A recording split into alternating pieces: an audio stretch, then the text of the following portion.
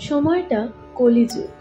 মালাবারের রাজা ইন্দ্রদম্নকে জগন্নাথ দেব স্বপ্নে দেখা দিয়ে বলেন যে দ্বারকা নগরী থেকে একটি নিম কাঠের গুঁড়ি ভাসতে ভাসতে পুরীর সমুদ্র তটে আসবে।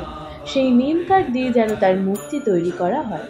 তারপর সেই নিম কাঠটি কাঁধে করে তুলে আনেন বিশ্ব বসু।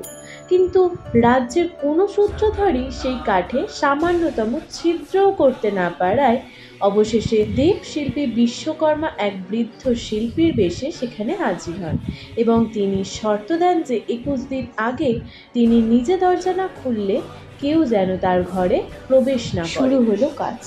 14 দিন পর হঠাৎ রুদ্ধদ্বার কক্ষ নিস্তব্ধ হয়ে যাওয়ায় রাজা খুলে ফেললেন কক্ষের দরজা।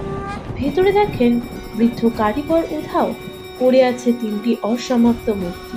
তাদের হাত পা কিছুই গড়া হয়নি। রাজা অপরাধ করে ফেলেছেন ভেবে দুঃখে ভেঙে পড়লেন।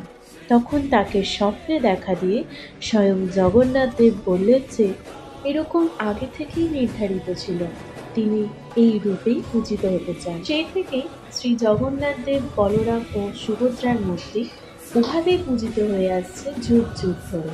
জগন্নাথ দেবের প্রধান উৎসব হল রথযাত্রা।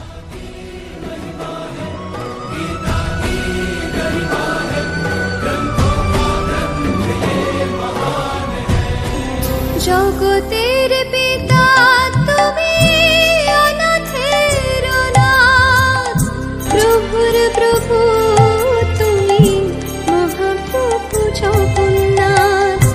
নীলাচল নিবাসায় নিত্যায় পরমাত্মনে, বলভদ্র সুভদ্রাভ্যাম জগন্নাথায়